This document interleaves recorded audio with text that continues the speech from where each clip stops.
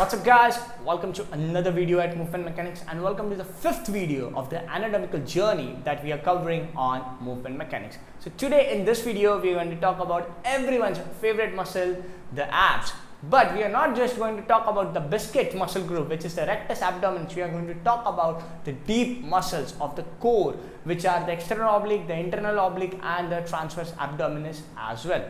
As per the traditions, we are going to understand the origin, insertion and the muscle action. At the end, I am going to give you one exercise for each and every muscle group covered in this video. So let's dive deep inside this topic and understand some movement mechanics.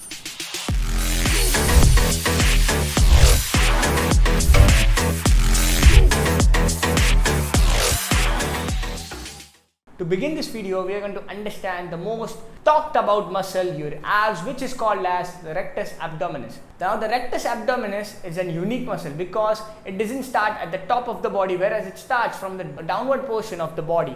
It originates from the pubic symphysis of the pelvis and inserts at the ribs 5 to 7. So what are the muscle actions of rectus abdominis? First, it does spinal flexion. That means it flexes your spine. Secondly, it does lateral flexion, and thirdly, it does rotation. Now, these were the concentric muscle actions, whereas when we talk about the eccentric muscle action, it is going to be opposite: spinal extension, lateral rotation and rotation.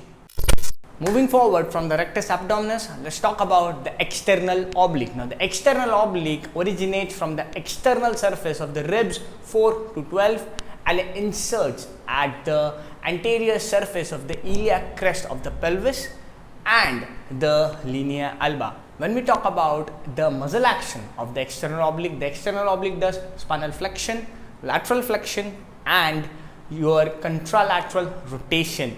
So when we talk about contralateral rotation, that means when you are going to rotate your body to the left side, your right side external oblique is going to get activated. On the other hand, it also does an important function, which is the stabilization of the lumbo-pelvic hip complex. Now, all these are basically concentric muscle actions. When we are talking about the eccentric muscle action of the external oblique, it is going to be spinal extension, lateral flexion and of course rotation.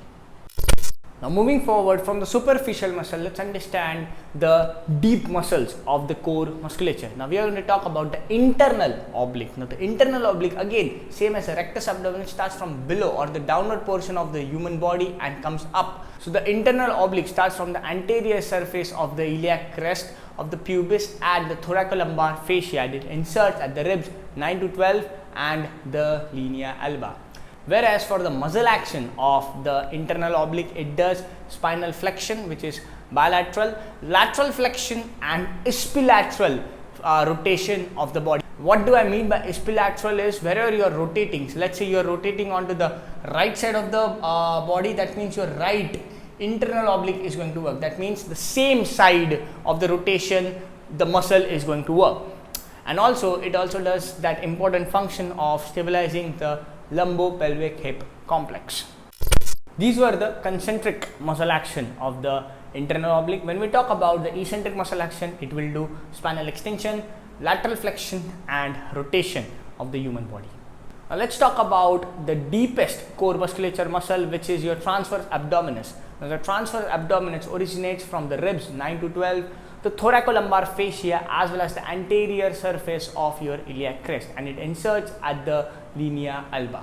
Now, the muscle action of the transverse abdominis is very critical. It increases the abdominal pressure. Now, whenever you are going to do any kind of heavy lifts, for example a heavy squat, at that time you need to have immense amount of abdominal pressure in order to stabilize that spine. Now, this increment in the abdominal pressure is done with the help of your transverse abdominis, and that is the reason I say not the rectus abdominis, whereas your deep core musculature, your internal oblique, your transverse abdominis as well as your external oblique are critical when we talk about spine stabilization. Now, I have covered this aspect in many of my previous videos, that the work of your core is not just spinal flexion, but it is maintenance of your posture and stabilization of that spine.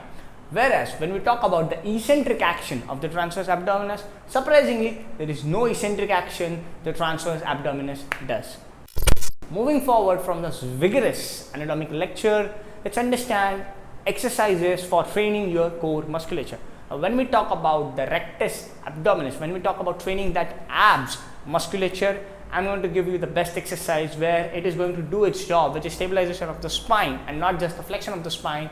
I'm going to give you the Swiss ball rollout. Now the Swiss ball rollout is done in a plank position, but here you are going to roll out Swiss ball, and hence that core musculature or your rectus abdominis is going to get targeted drastically.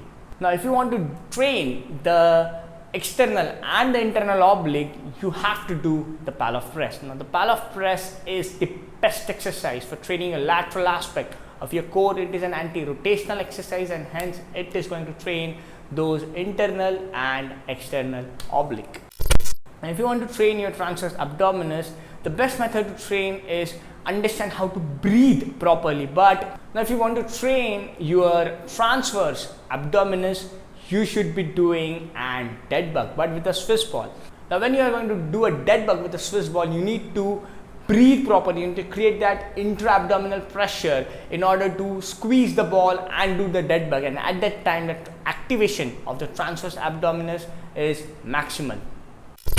I hope you guys have understood the anatomy of your core muscles, the origin, insertion and the muscle action, and also you guys have loved the exercises which I have given in order to train your core. So if you have loved this video, make sure to like, the share, the subscribe as well as the notification bell icon so that you never miss a video whenever I am uploading a new one. Also, if you have got any doubts or any comments regarding this video or any other video suggestions which you want me to cover in the future, make sure to drop that in the comment section. Till then, see you in the next one.